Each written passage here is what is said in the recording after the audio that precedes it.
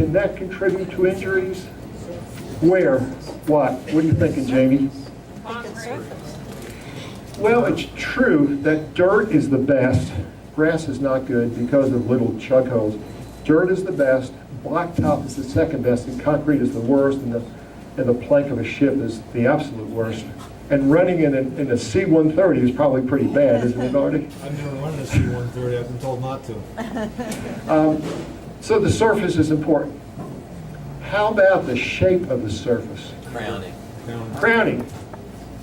What's the word? The camber to the surface. Camber. Mark, tell us what camber is.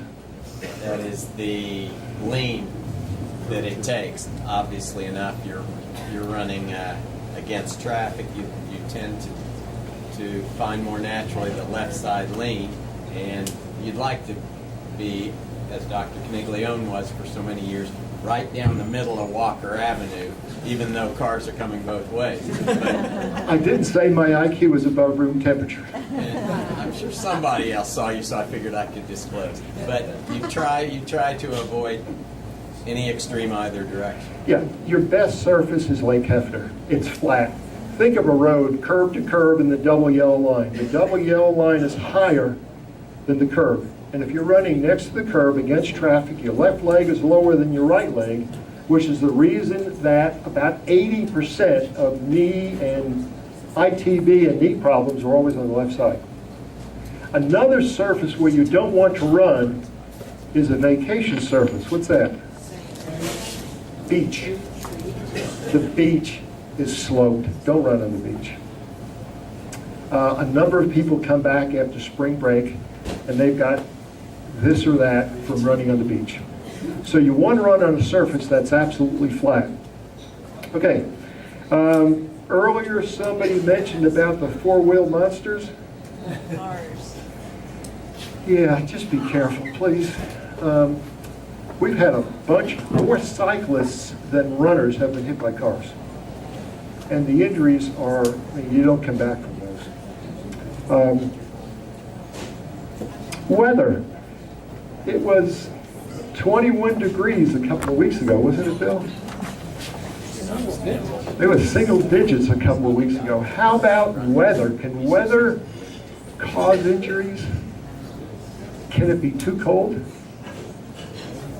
I see a lot of people nodding their heads, yes. Warm up. Look, they run in Alaska. They run in Canada. It can't be too cold. I have never seen or heard of a permanent injury because it was too cold. Never. And I'm thinking back a lot of years, I've never seen one. On the other hand, too hot and too humid can be pretty bad. Who has ever had a heat injury? Anybody ever have a heat injury? You know, I had one after my first marathon. It was 30 minutes of no memory. It was that bad. So heat and humidity are much worse than cold. You can run in the cold all the time. Just put layers, cover your hands, your feet, and run. One other thing about the environment is that women who run alone need pepper spray. I usually, when I do these things, I usually have my bag with me, and I have pepper spray in the bag, and I give it away to whoever runs alone. I don't have my bag because I don't have any more pepper spray. I gave it all away. But if you run alone, you need pepper spray, and if you don't have any, let me know. I will get you some pepper spray. But don't run alone. Okay. And no iPods in their ears. They got to be able to hear people approaching them. So it's amazing how many ladies out on the trails you see running with their music blasting away, and anybody can jump and they're not going to know it. Yeah, it's illegal to run on the streets with things in your ears. I don't think they enforce the law, but that is the law. And Mr. Robinson makes an excellent point. Be aware of your surroundings, be aware of your environment, and if you're running at the lake, just, for Pete's sakes, don't run alone. Please don't run alone.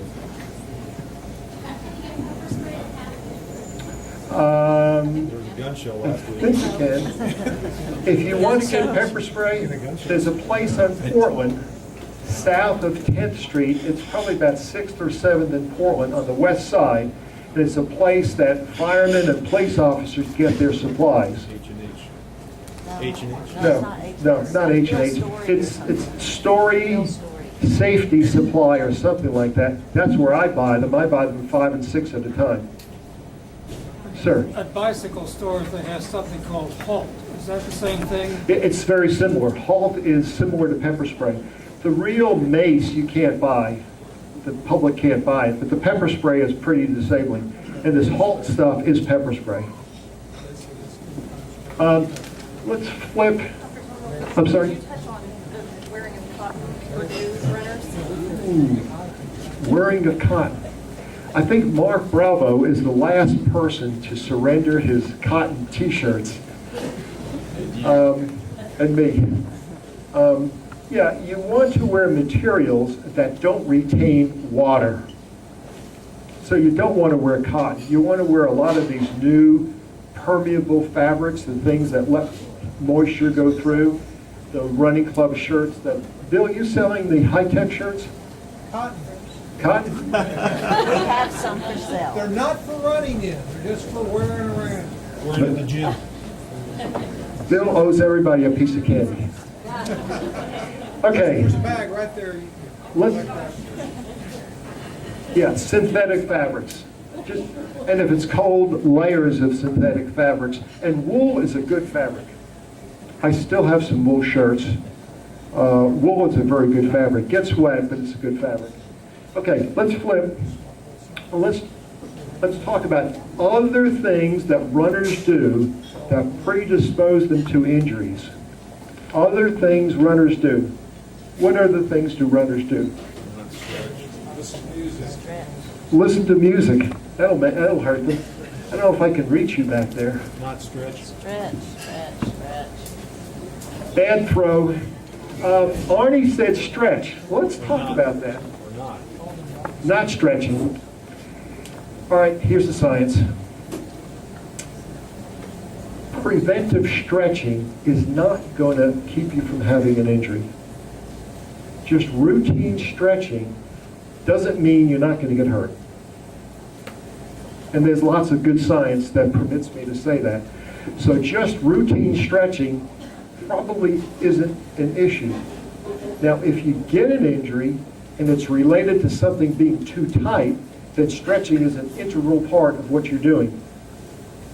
But if you just stretch all the time to keep from getting injured, that's not a guarantee you're not going to get injured. Good try. How about another one? Not enough sleep. Not enough sleep. Well, my personal philosophy is that if I don't sleep well, I don't run. Because I can't run worth a nickel if I don't sleep well. Karen? Good job.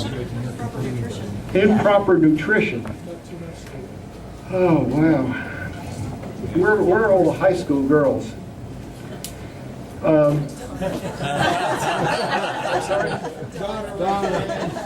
Improper nutrition, a high school girl. High school girl, can't you tell? Just real briefly. High school and collegiate girls have a habit of running a lot of miles, not eating, losing a lot of weight, and getting stress fractures. And there's a whole syndrome of too much running, not enough nutrition, and stress fractures. And in season, in the high school and college kids, we just see too much of that. And if anybody wants to talk about that, that's a whole separate issue. I talk to moms of runners about that. Who goes to the gym? Anybody go to the gym? What do you do in the gym? Swim. Weights, machines, Look around. swim? That's probably the safest thing to do. What kinds of machines can predispose to injuries? What kinds of machines can predispose to injuries? Marie, you ate my sandwich. Here's your dessert. Leg extensions. And the other one that's very similar to that is the leg press, leg extensions, squats, and lunges. What these things have in common is that the leg is bent and there's pressure on the kneecap.